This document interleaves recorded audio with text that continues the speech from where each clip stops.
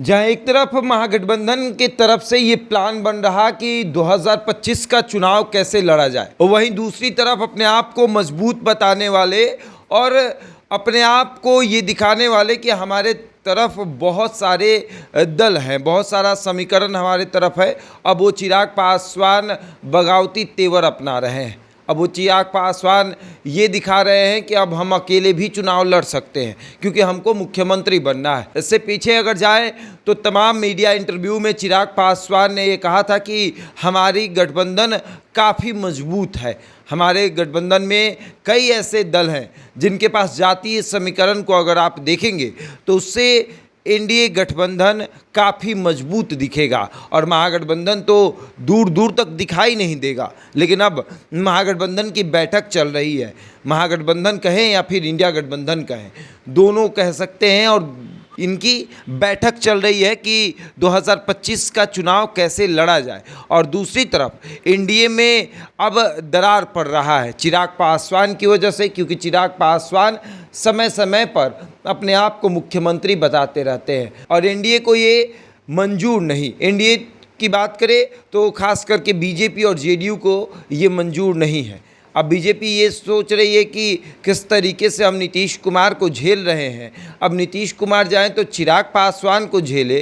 कितना किसी को झेलेंगे भैया, कितना किसी को अपने कंधे पर बैठा कर लेकर चलेंगे, ये अब मंजूर नहीं है। अब अपना मुख्यमंत्री होगा। भाजपा अपना प्लान कर रही है और उस प्लान में अब चिराग पासवान बीच में कूद रहे हैं कि भैया हम भी हैं, हम भी रहेंगे। तब चिराग पासवान की मुसीबतें बढ़ेंगी या फिर चिराग पासवान एनडीए की मुसीबत बढ़ाएंगे, ये भी देखने वाली बात होगी। लेकिन सवाल ये कि जिस चिराग पासवान के हिस्से में 25 विधानसभा की सीटें जाएंगी, क्या वो चिराग पासवान मुख्यमंत्री बनेंगे?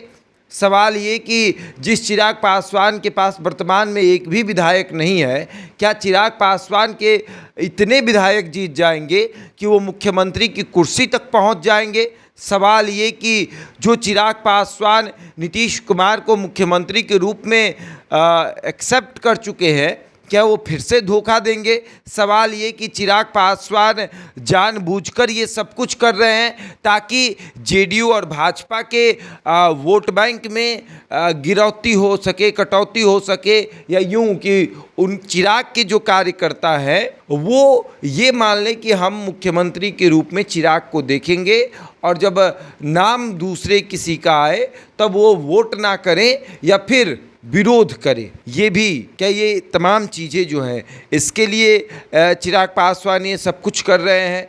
क्या चिराग पासवान की ये राजनीतिक जो चाल है उसको भाजपा समझेगी, उसको नीतीश कुमार समझेंगे? क्योंकि नीतीश कुमार तो तैयारी में है बेटे को लाने की, भाजपा तैयारी में है अपना मुख्यमंत्री लाने का, और यहाँ चिराग पासवान दूसरा गेम कर रहे हैं कि भैया हमको मुख्यमंत्री बनना है। पार्टी लाइन भी अब एकदम अलग चल रही है, एनडीए से अलग चल रही है, और यहाँ महागठबंधन अब अपनी तैयारी में लग गई है। जिस महागठबंधन को कमज़ोर साबित करने में लगे हुए थे, अब वो महागठबंधन अपने आप को मजबूत कर रहा है और चिराग पासवान अपने आप को कमज़ोर और साथ ही साथ एनडीए को भी कमज़ोर करने में लगे हुए हैं।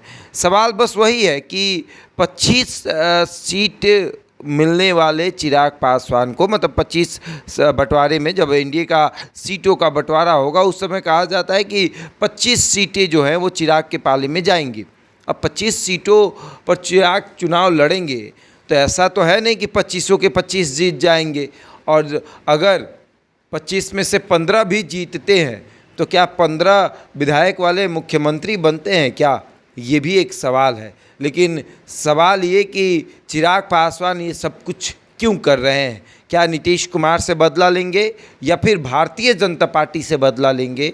ये बदला किससे लिया जाएगा, ये भी देखने वाली बात होगी।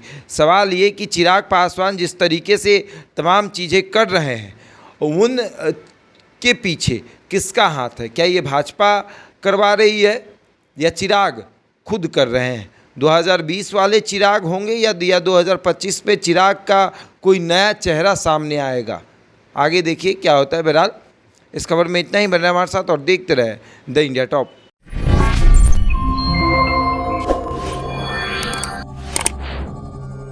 Yeah. है।